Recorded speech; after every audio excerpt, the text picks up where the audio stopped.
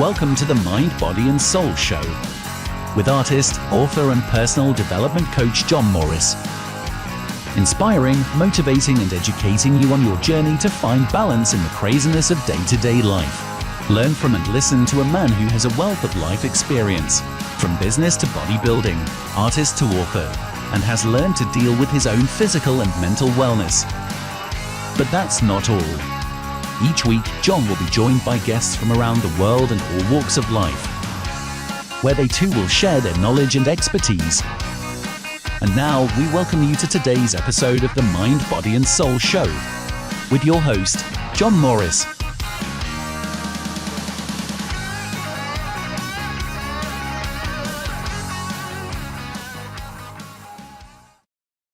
Well, hi there, folks. I hope you're doing great wherever you are in the world today. Welcome to the Mind, Body and Soul Show, where we help you find balance in the craziness of day-to-day life. I am, as always, your host, John Morris, and today I'm really excited because we're going to be talking about a topic, once again, that often doesn't get covered.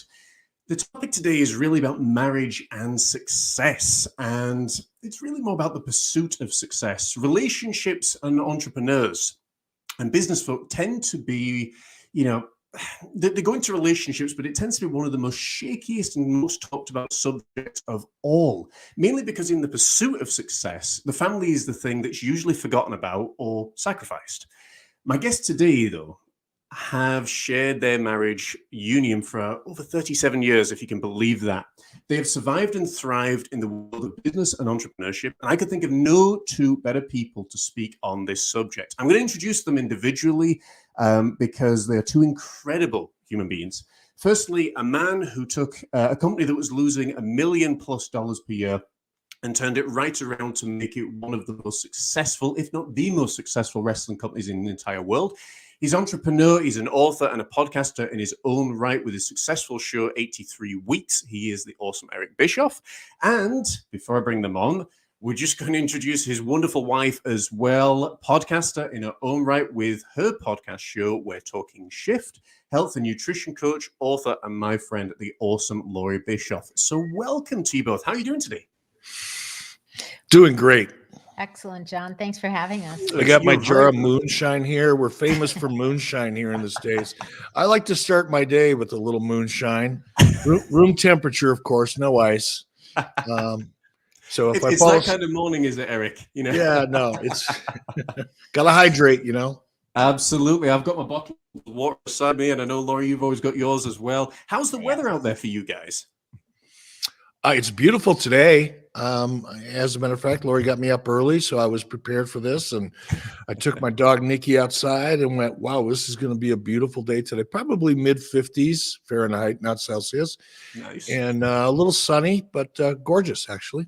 Good. And it's actually been, Loree and I, we always laugh about the weather whenever we're doing our show together. The weather outside has actually been very warm today, unusually warm for this time of year. And we're only just putting central heating on now, folks. So we're into November. We're in Scotland and we've survived until November before putting central heating on. So that's a big success thing for sure. Okay. So Loree and Eric, you guys have survived 37 years of marriage, which is a phenomenal thing in itself. Absolutely incredible. Briefly, how did the two of you meet? I forgot. It was a long time ago. I need my Prevagen. Prevagen, please. Prevagen on the set. I call him Mr. Romance. No, we met at a time when I was kind of dabbling in the fashion model business, and Loree and a good friend of hers had created their own agency. Loree had been modeling for a long time, since she was just a youngin', as they say here in the States, just a youngin'. Nobody says that here. Well, they do in Alabama. I was just there last weekend. We're in Wyoming. Nobody says that here.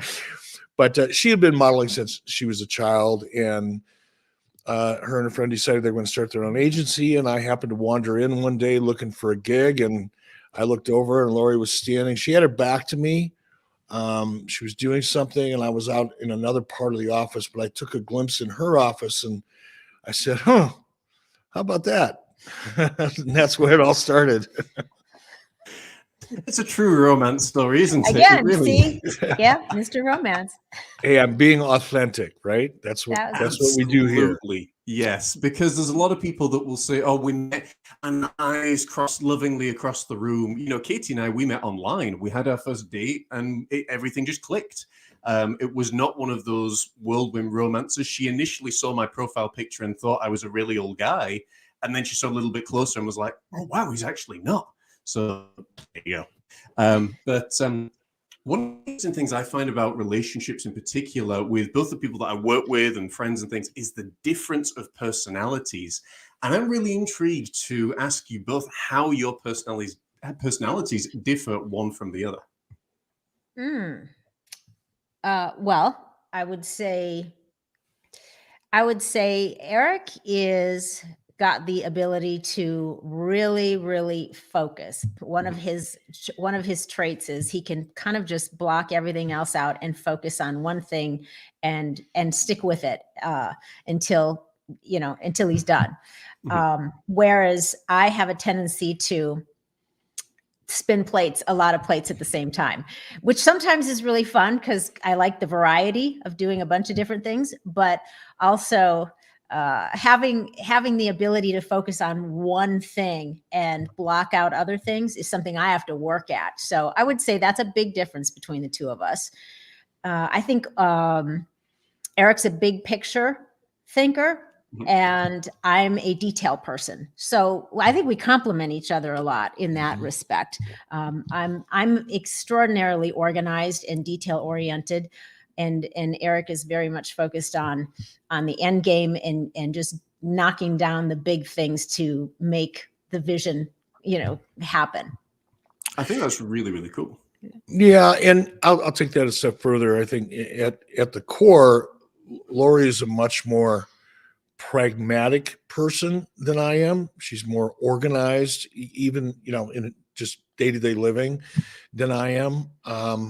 I, throughout my life, adult life at least, have probably reacted more emotionally to things, where Loree tends to react a little more intellectually than I do. So I think that's a big difference at its core.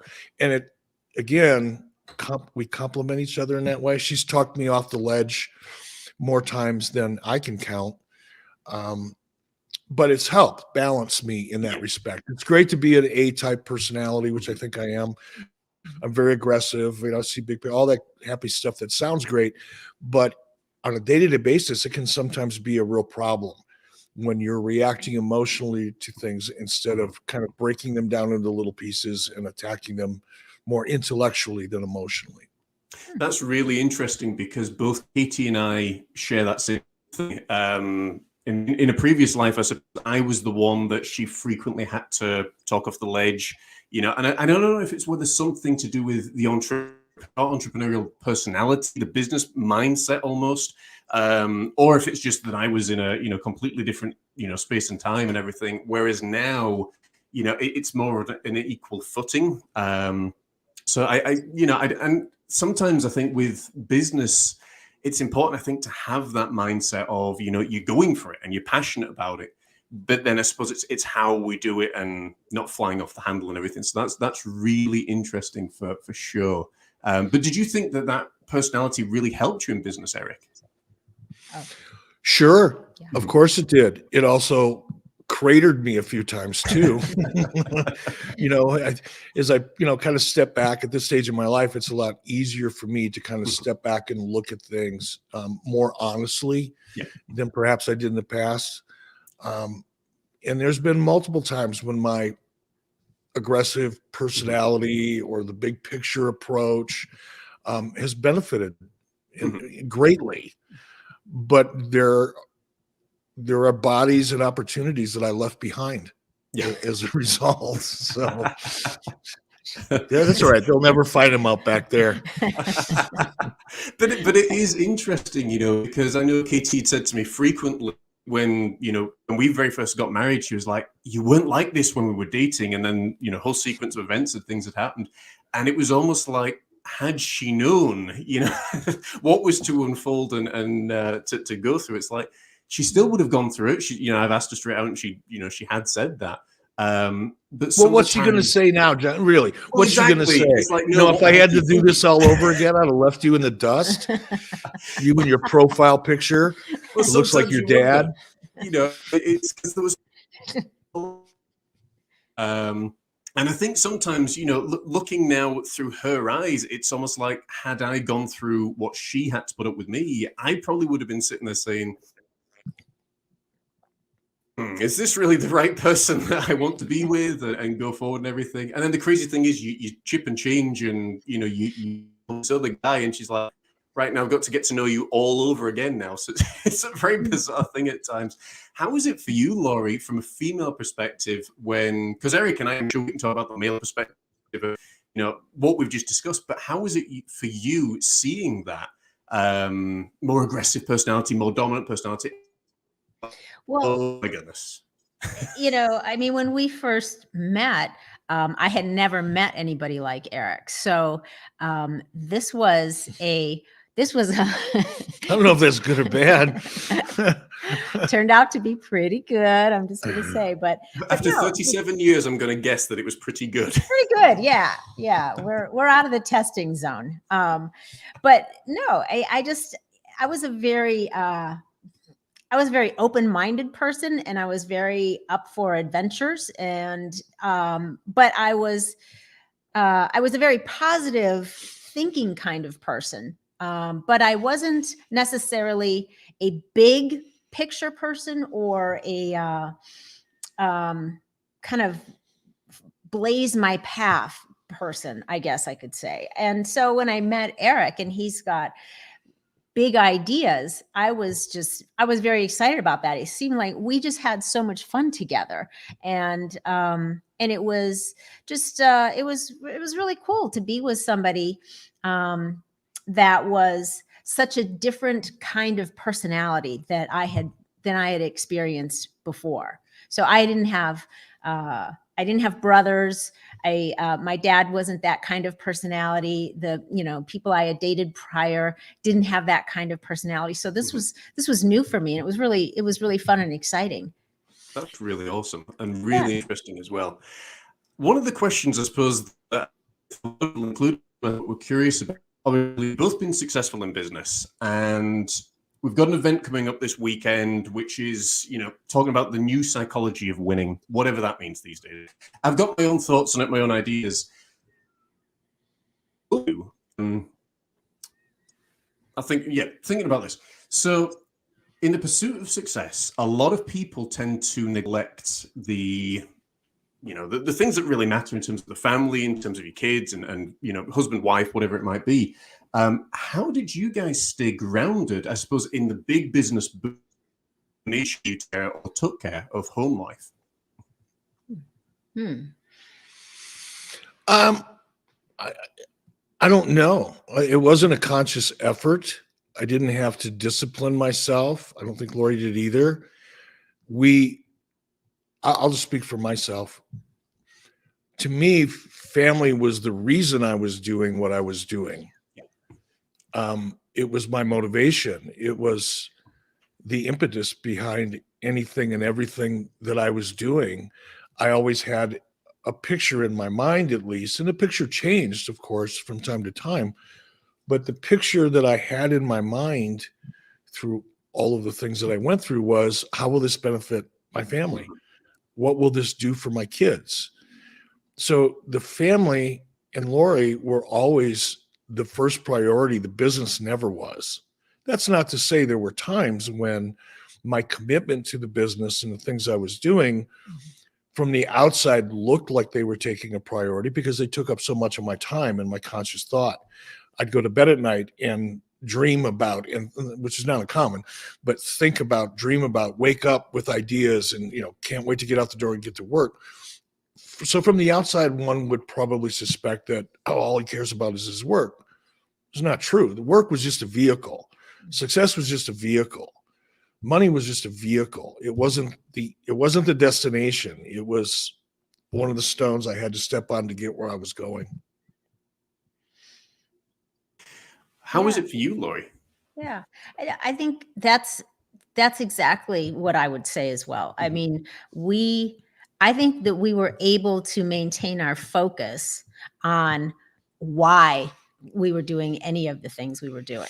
And so for us, we never veered away from that main focus, which is why are we doing this? And that's because we were growing our family. So all of the things that we were doing or Eric was doing was to support that family foundation and our evolution as a family and our development. So I think it's really, really important to be able to not lose sight of the target, because it's very easy to, for lots of bright, shiny objects everywhere, right? And especially when you're having success, because it's easier to afford the bright, shiny objects and be distracted by them. But if I can, I'm going to back up just a little bit.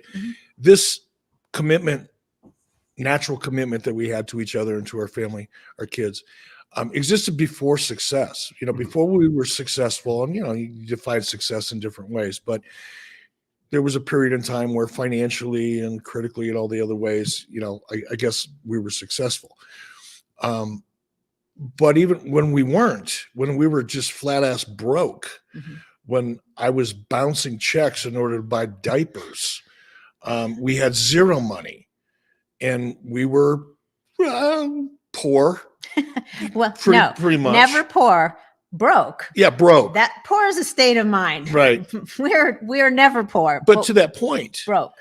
Even when we shouldn't have, by any estimation, gone out and had dinner together, or gone out for drinks and to hear our favorite band, or had what we call date nights. Yeah. Friday night was date night. Come hell or high water. I don't care what happened Thursday.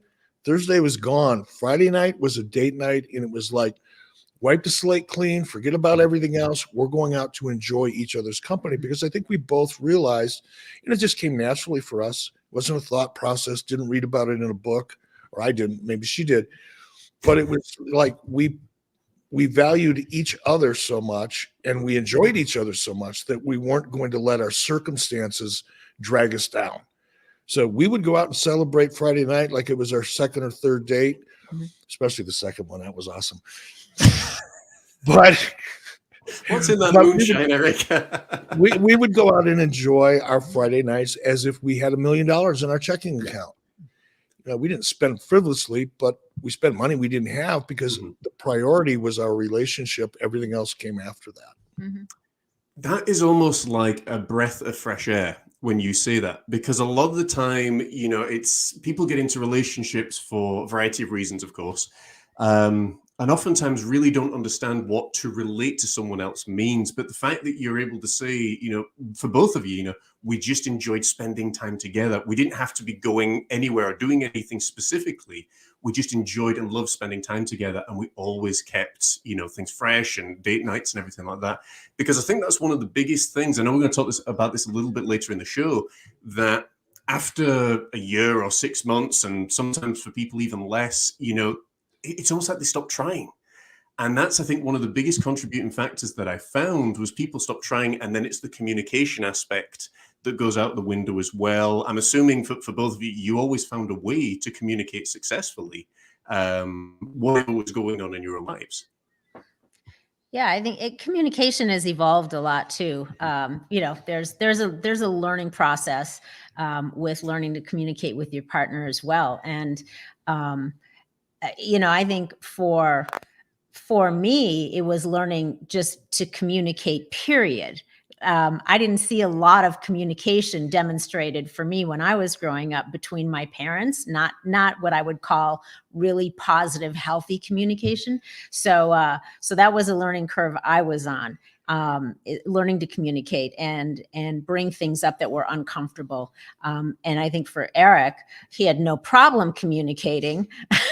However, I would sometimes over communicate. Yeah, that's a good way to put it. And not in a fun way. Over communicating in a way that wasn't always productive. Yeah, there we go. So that, I think that's common though in relationships, is, in the early stages, everything is just always great. You're only focused on all of the fun you're having and all of the newness of things. But then, as you spend some time together and then maybe you come up against each other, you have a challenge or an obstacle, that's when you need to really have your communication skills intact, or at least be willing to say, I'm not sure how to express this, so I'm going to do my best. And then you each, show each other some grace and help the other person express what it is that's up for them, so that you can learn. It's a learning process, I think. I still am learning. Well, I didn't want to interrupt you, but I'd say within the last 3 or 4 years, gotten to the point where my default reaction to things isn't just emotional and blurting out, going back to the way, it's a big part of my personality. And, we've had difficult situations before, and we've seen things from completely different angles before. It's not like everything's always been perfect, although it's pretty freaking close, really. But, when it comes to tough situations, tough communications where feelings are hurt or there's a misunderstanding, that aggressive part of my personality, which is really just insecurity in some respects and defensiveness, didn't, and sometimes still doesn't always come out right. And Loree's always been the rock of Gibraltar in terms of being able to hear my stupid stuff and see my reaction and know that that's my process. I explode, I vomit, reaction and emotion. And then about 45 minutes later, I start actually thinking about what I said. And then it kind of comes back around. Now, I've gotten better, but it's because of Loree. Yeah. In the beginning, my default position is always, when somebody says something I don't want to hear, it's always lash out. Go for, as Loree has said to me before. I always go for the juggler first. He's an attacker. I never throw a jab. I always go for the throat. And that's not, and it sounds funny, right? You can make it sound, oh, that's kind of cool in its own weird way. It's not. It's hurtful.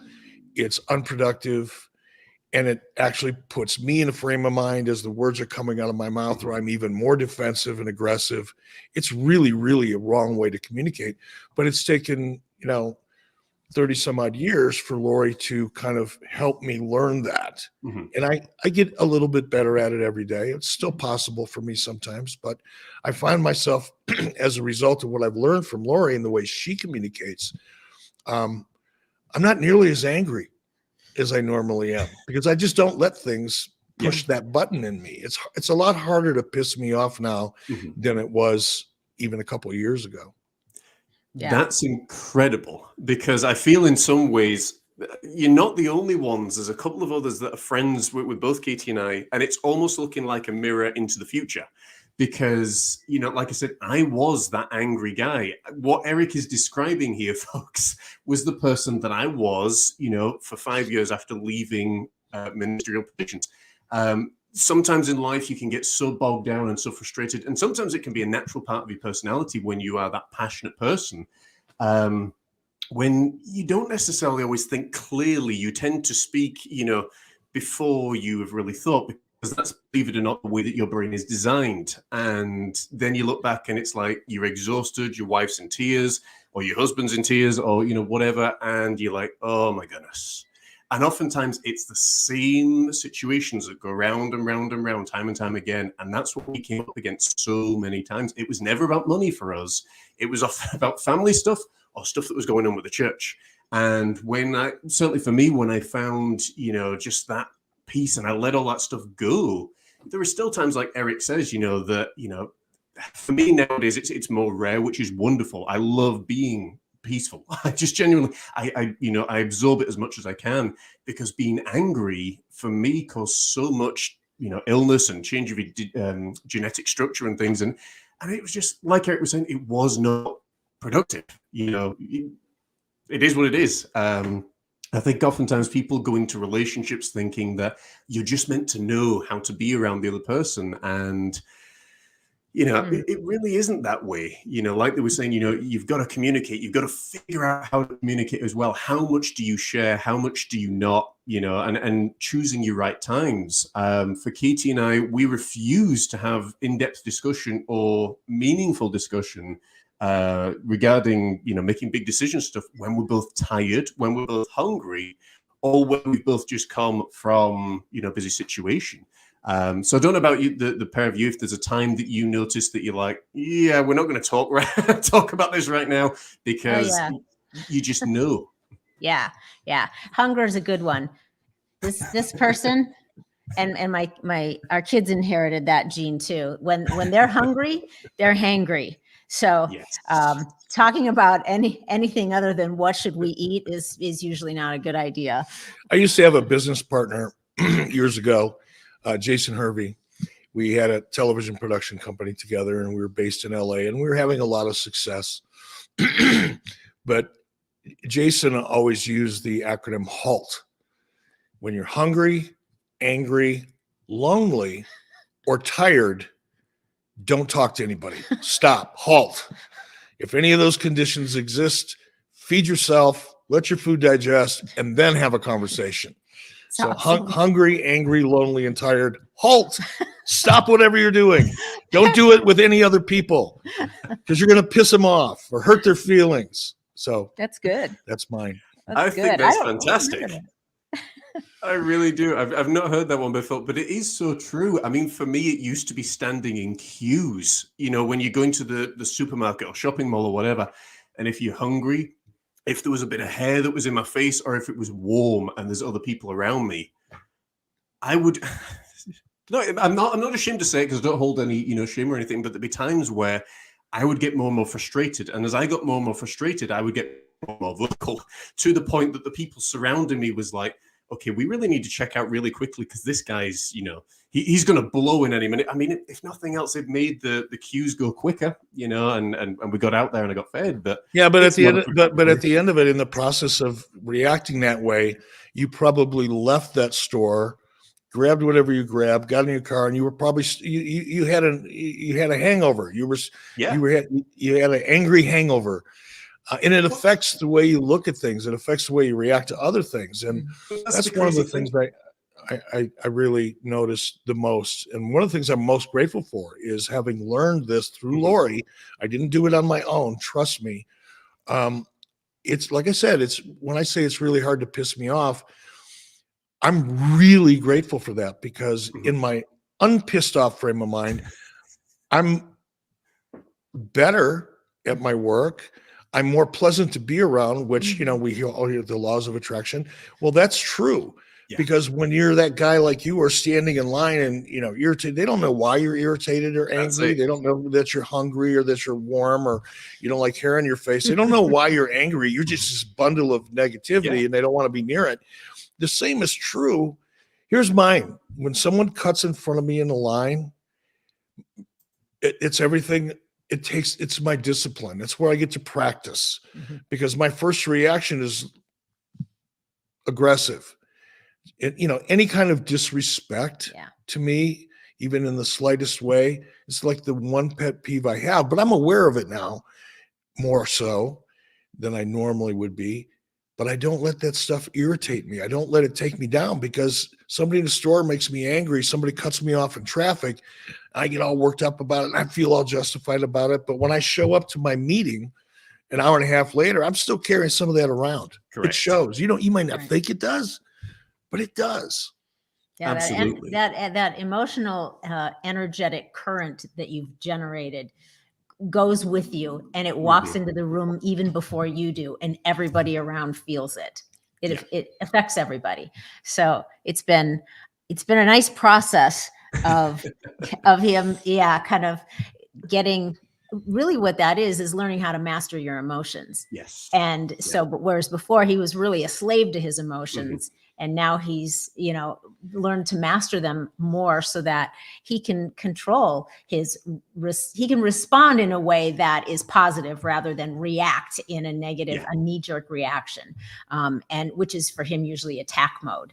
And then for me, I had to learn to actually talk. So, because that's really annoying too. If there's an issue and your partner is the one is clamming up, that is frustrating for the other person. It's not good for the person clamming up because you're not expressing anything. You're so in control of your emotions that you actually repress things. And that's not a good place to be either, because then you build resentment. It builds up. So for me, it was kind of the opposite, learning that I needed to communicate, learning to express what I was feeling in a positive way, and not just an out of control basket case way, or just not communicating at all.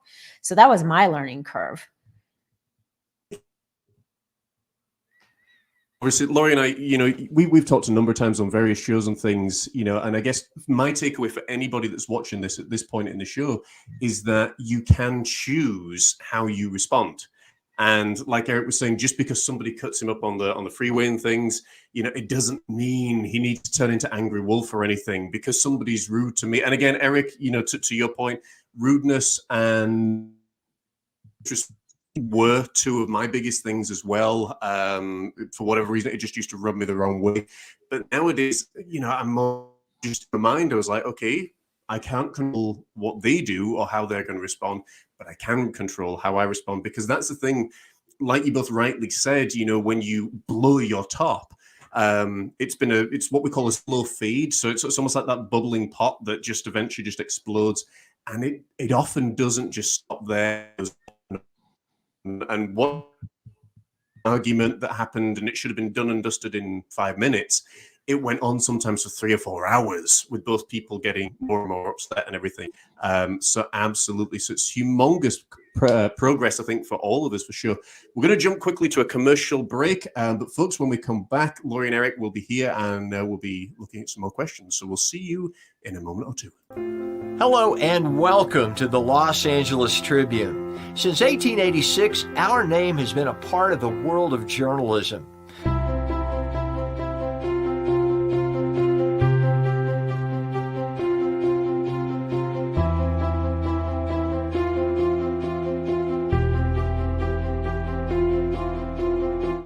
We have earned a reputation for being a publication that practices integrity, authenticity, and responsibility. For general inquiries, contact today. Thank you on behalf of the Los Angeles Tribune team. Okay, folks, we are back, and we are talking all things about marriage and in the pursuit of success with Loree and Eric Bishoff. Thank you so much for being here, of course, and for you guys sticking around. Got them later on in the show towards the end, guys. I suppose moving on from where we've just been, many people, not just in the business world, I think it's actually worldwide now, they seem to struggle with keeping things fresh and almost take each other for granted. For you two being married for 37 years, again, which is phenomenal, how do you still find ways to keep your relationship fresh? Well, I think one of the things that is always fun in my mind is that we are very, very forward-thinking people. So there's kind of two sides to this coin. One is we're really good about just being in the moment and really enjoying and appreciating what we have, where we are, what we're doing, what we've created. We're really good about being in the now and appreciating that and not losing sight of that. But at the same time, we're also extremely forward thinking. We're always coming up with things we want to do, plans we want to make, things we want to create. What do we want to develop next? Where do we want to go? Why do we want to do this? So I think being able to I guess really wrap your head around those two practices, for me, that's one thing or two things, I guess, that keeps it fresh and exciting. And I think the other thing is we are very good about getting our quality time together still, which is easy, Mhm. but it also is just as important that we each have our quality time alone. Yeah. And I think that's really important too. We each respect the other person's desire to have some time to, think or do whatever that is that's important to them. We don't have to be joined at the hip 24/7. I don't think that's necessarily healthy either. Mhm. But so balancing the together time and the alone time also, I feel, is really an important aspect. And I guess all of this is kind of connected, Mhm. but Loree's just fun. She's got a great sense of humor. She's very creative. She's got a great imagination. She's got a very high-powered intellectual curiosity about things. So we can engage in a conversation. We go out to dinner tomorrow night with no plans, with nothing necessarily on our minds. And within 20 minutes of sitting in a restaurant, we're engaged in a conversation that neither one of us thought we were going to have, but it's fun. Fun, I use that term a lot. Fun has changed over the years. In the beginning, our fun was going out and being with our friends and date Partying nights more. and partying, all the things that, you would associate with a younger Youth. couple, at that time of their lives. That kind of fun was, and we had lots of it. As we got older, our idea of fun changed. And certainly when you have kids, then your idea of fun changed. But we just have fun together, which makes it easy, and it is sense of humor. And Loree talked about, being in the moment, and some of those terms are so overused and abused, and people don't really know what it means when they say it. But I think one of the advantages of learning to just appreciate the fact that, hey, I get to go out and have a cocktail and have dinner with my beautiful wife. Not a lot of people get to say that. Some people never have. So once you're grateful for the little stuff, it becomes so much easier to have fun, because you're not wishing you were doing something else, or thinking about what you're going to do next week, or thinking about your job, or thinking about this, or you're just out in that moment enjoying company. And fun can come in so many different ways at that point. It doesn't have to be going out to a fancy restaurant or a 4-star hotel, or jumping on a plane and flying to an exotic place. It doesn't have to be your vacation. Right. You don't wait all year to have fun for 2 weeks.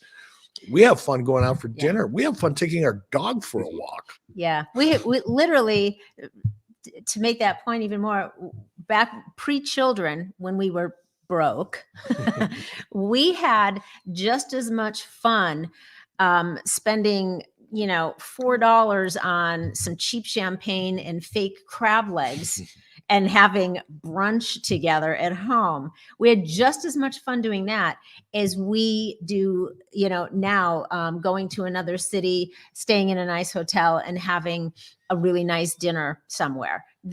The level of energy and fun and enjoyment we have is the same, no matter what that outside thing is that we have going on. So I think that's really true. And the thing is, I think a lot of people literally start minimizing their fun, actually ruining their fun with their partner, because they stop focusing on the right things. They start focusing on the things that start to become annoying to them, or that they don't like, or what they think needs to change or isn't right. So rather than disciplining yourself and keeping your focus on what is good about what you have, what is good about your relationship, what are you reminding yourself what you really love and enjoy about your partner, because it is really easy, we see it all the time, for people to just, the focus just drifts over to all the things that they think are missing, are wrong, are not right, are bad, are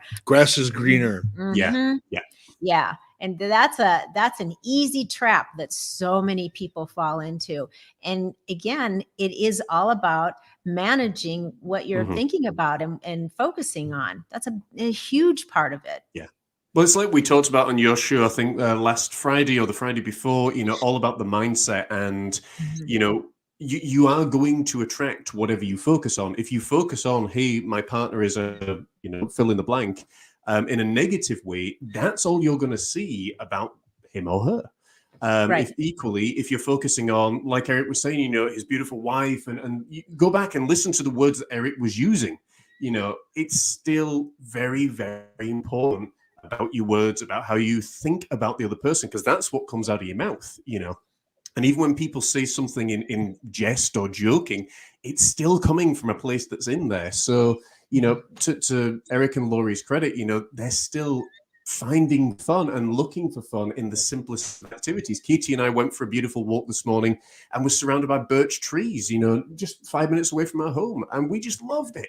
You know, she's at work and I'm here now, but it was something that we had because it was that moment we have together. What I found actually during lockdown was that Katie and I were both, thankfully, we're obviously in a bigger house now, but we were working together, you know, 24 hours a day. And I'm just thinking, you know, had I not gone through those changes that I'd gone through, it could have been a very miserable experience, I think, for both of us. But at the same point, you know, all of a sudden you realize we work really well together. We enjoy being together, you know, and now that we're in the studio and things, you know, yes, it's a big enough room where I do my art down the other side of the room and she's up here, you know, working on the books and things.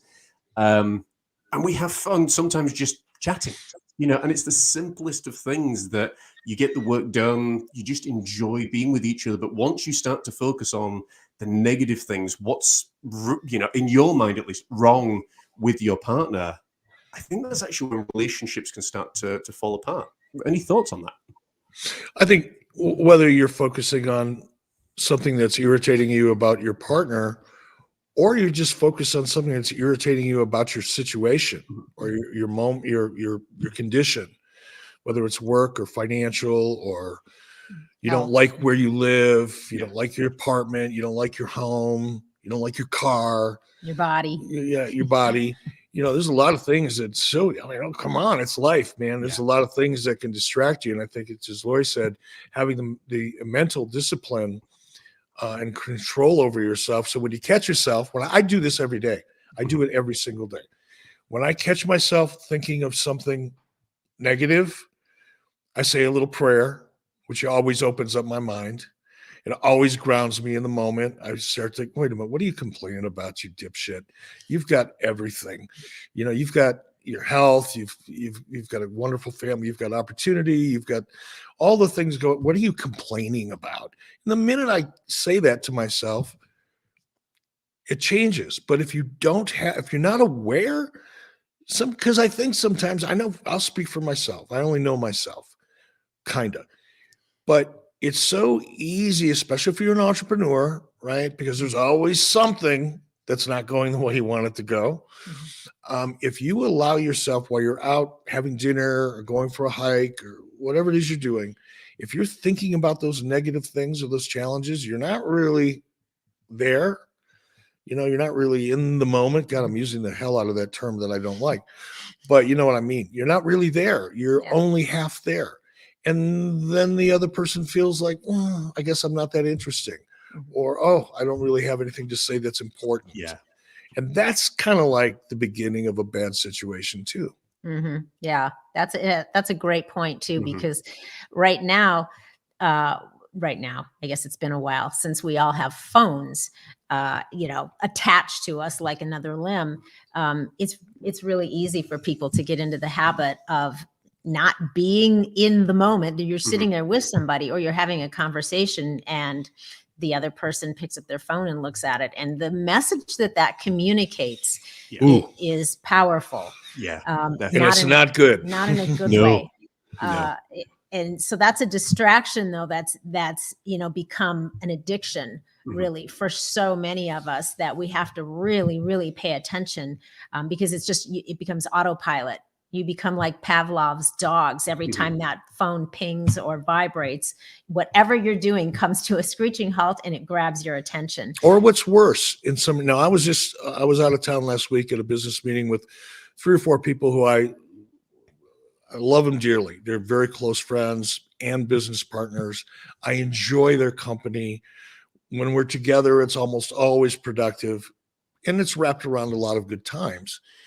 But I remember it was last Thursday. I was sitting in an office. I flew, to Took me all day to get there. I had to fly there for this meeting. I stayed there for 2 or 3 days. My time is very valuable to me, whether I'm just sitting out on my deck with my dog, smoking a cigar and drinking a beer, or whether I'm working or whatever.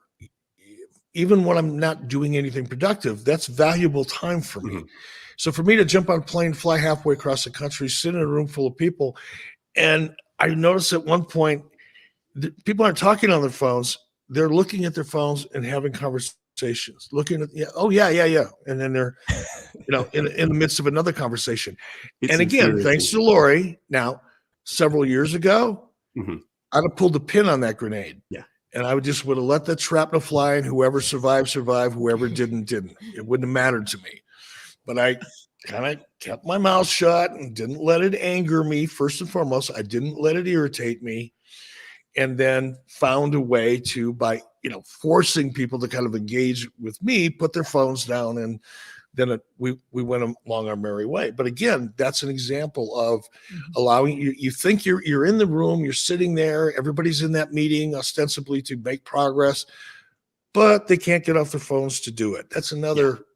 It's disrespectful, is what it is. Yeah. It's crazy, the fact that people have now become so conditioned. And Loree, you're exactly right. I'll be speaking about this, I think, at the end of next month, all about how phones have now become, basically addictive substances, more addictive pretty much than anything else that's out there right now. And the issues that's causing with the eyes and the brain and everything else. But that's a whole nother topic for another time. One of the things that I want to ask for both of you is, because I know we've touched on this a little bit briefly, but in every relationships, there are bumps in the road. How did you weather the storms? Well, I would say we only really, honestly, had a couple storms. What I would call a storm. You mean personal relationship issues? Yeah. And so, and they were relatively minor in the big scheme of things.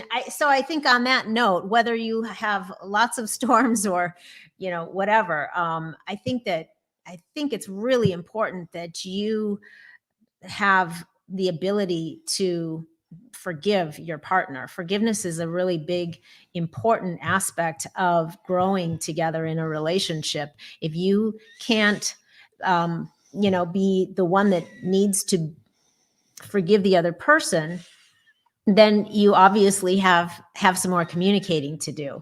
And the person that is asking for forgiveness, if somebody has said something or done something that they feel they know that they shouldn't have said or done, and it was wrong, and they've apologized, have you apologized in the right way? Did you really apologize? Are you really sorry? And then why, and what are you going to do about it? Like, are you going to change your behavior or whatever? How do you make amends?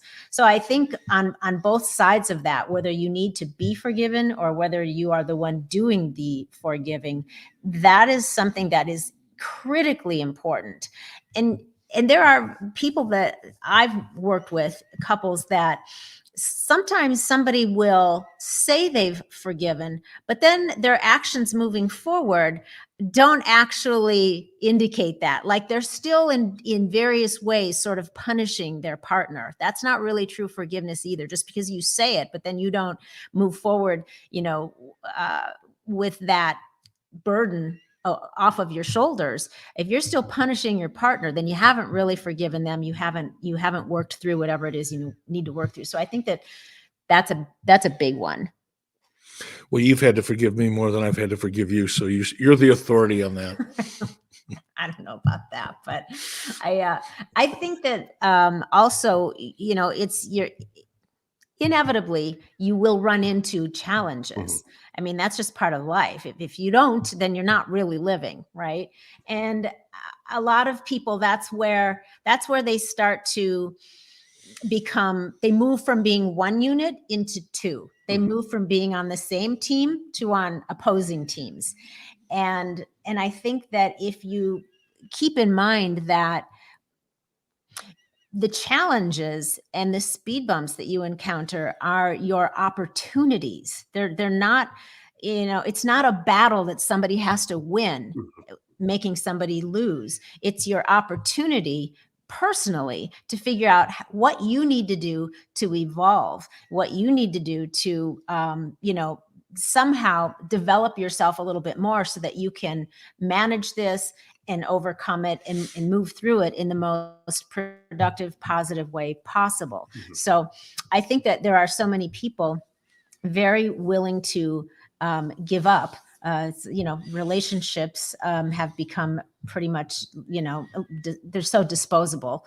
And not that that's a new thing, but what's new is that I think is that people aren't willing to even try to manage it. In an honest way. Yeah. It's just easier to say, okay, we're done with this. Let's move on. But when you haven't figured out and learned how to move through those challenges in a positive, productive way, then what happens is you get rid of that person and then you go on to the next one and you repeat the same thing. And so people go through their lives, go through these relationships, never really figuring out how to make it work because they haven't turned the spotlight around to themselves, their own beliefs, their own behavior, and the things that they need to do themselves to develop more and in order to manage things better. And then it's so sweet then when you do that, when you overcome the challenges, when you figure it out, whatever it is that's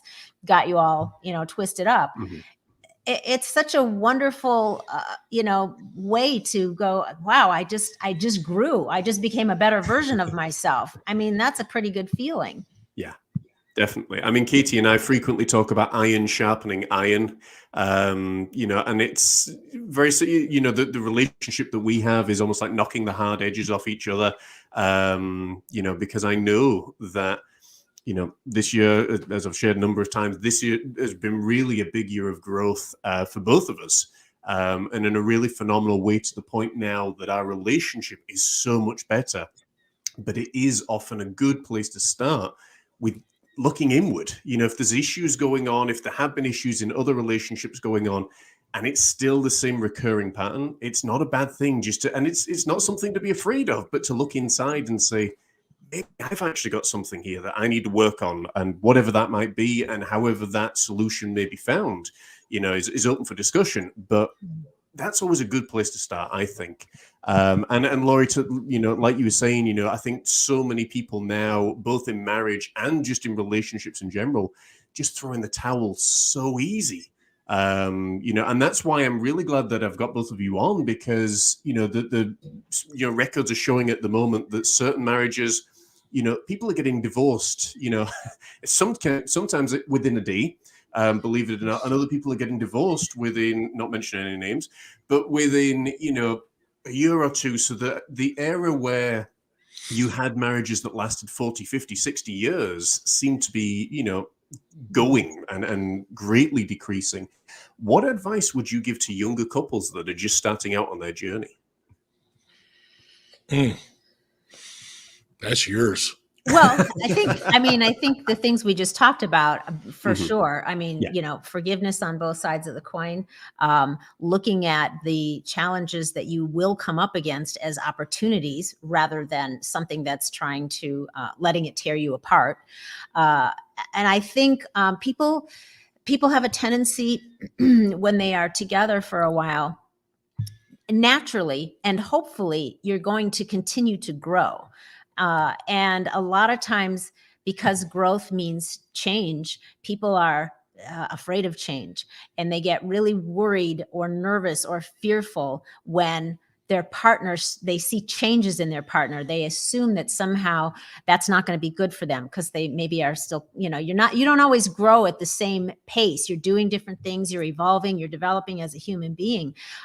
So I think being willing to not be afraid of growth, either in yourself or your partner, and beyond that, supporting their growth, encouraging their growth. I mean, if you really, really love your partner and you truly want the best for them, then you would, by definition, want them to grow and evolve as a human being. Otherwise, you're not being honest with yourself or your partner. So I think that being willing to be your partner's biggest fan and support their growth and be willing to say, how can I help you? What can I do for you? And it has to be a two-way street. I think that that's really important, and not being afraid if you're kind of at a point where you're just sort of treading water for a bit, but your other partner is moving forward. Don't be afraid of that. Don't be envious. Don't be jealous. Be supportive, because when your time comes, then your partner, if you've got a healthy relationship, will be there for you as well. Couldn't come close to saying it as well as that.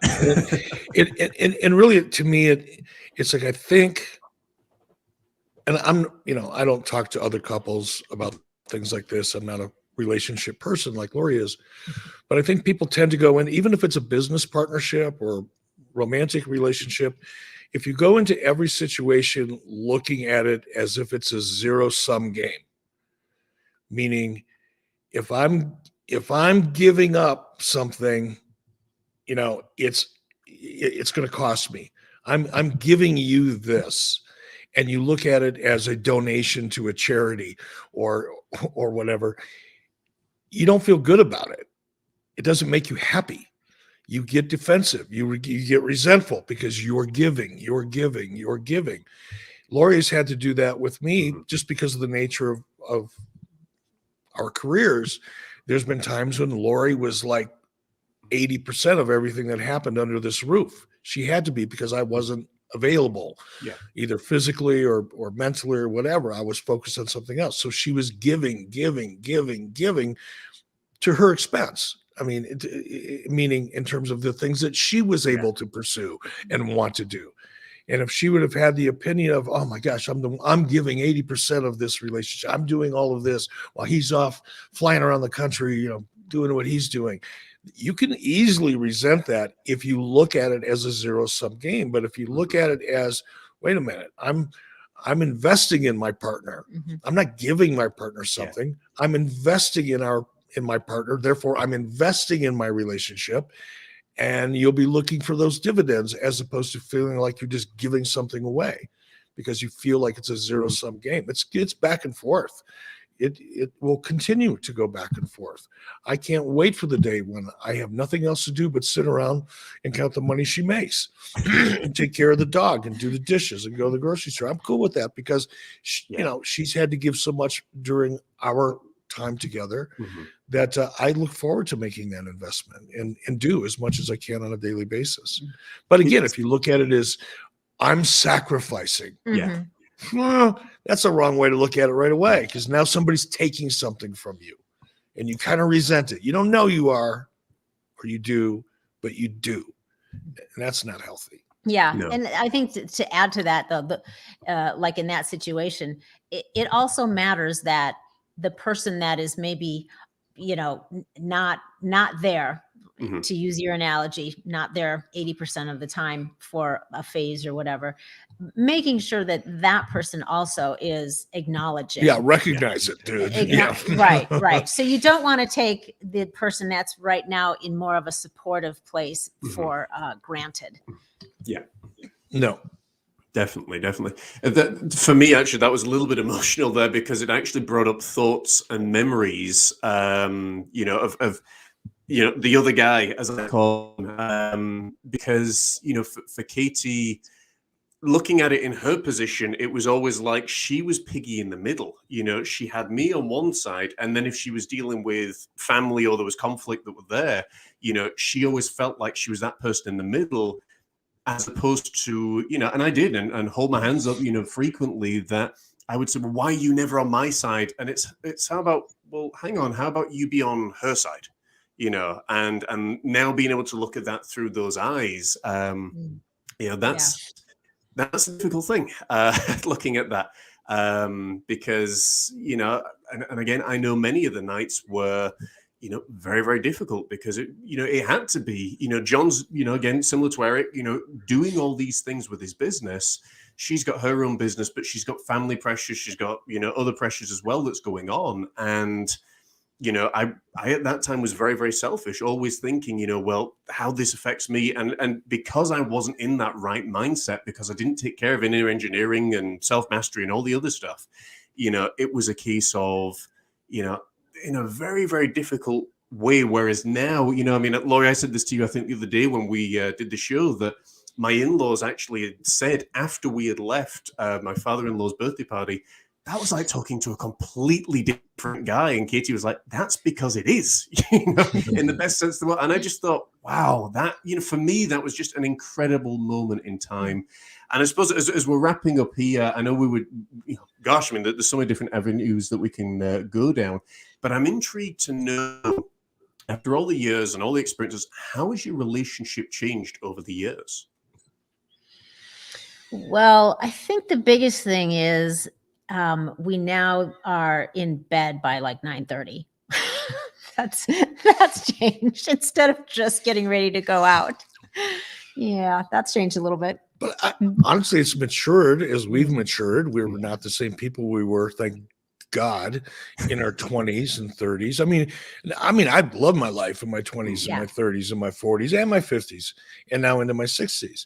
So it's not like I look back at my life, oh man, I'm sure glad I'm not that person. We had a blast, but it's different now. We look forward to different things now. I went through a big, like most people, and I think we both did this. We're both guilty of this, where it's, oh, let's get this. Oh, I'm going to buy a Porsche. Oh, I think I'm going to buy an airplane. Oh, all these bright, shiny objects that were available to us because of the situation we're in. Yeah. Right now, I drive a 1995 GMC pickup with 153,000 miles on it, and I love my truck. There's nothing else. There's no material things that I want. And talk about freedom, by the way.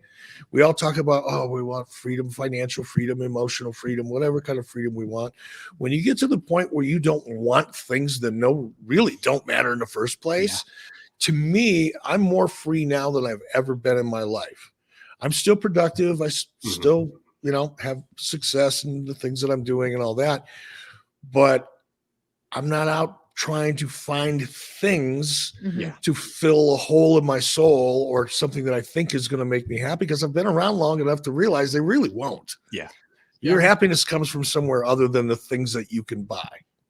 Yeah, I think that's a really good point. So really what I think, as we've grown and matured and gone through, these few decades together now, and raised kids, that the things like Eric was talking about that were part of what were important for us.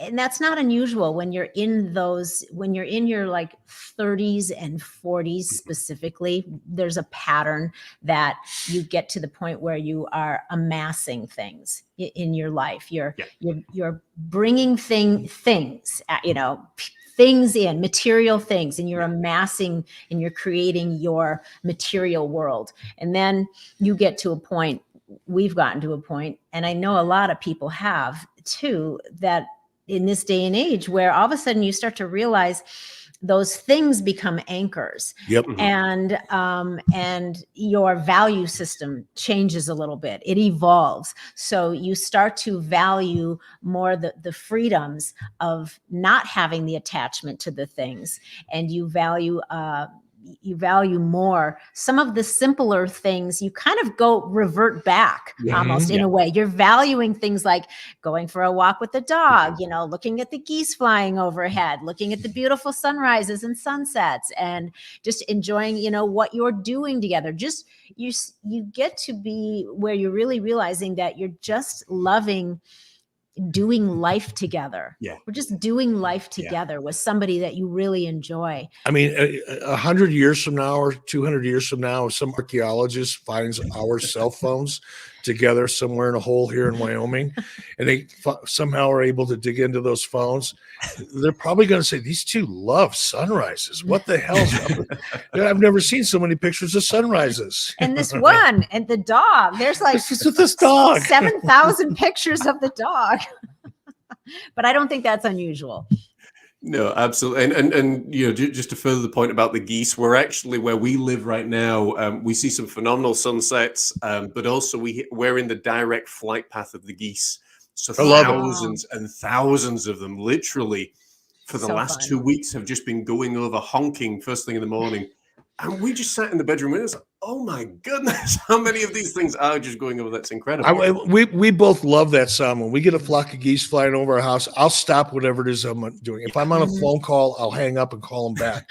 I mean, I just love this. It takes me to another place, and I don't know why necessarily, but when I see geese flying, because they're so graceful, you know, their wings are barely moving, but they're going 60 miles an hour. Yeah. And that sound that they make, I'll go into a momentary trance.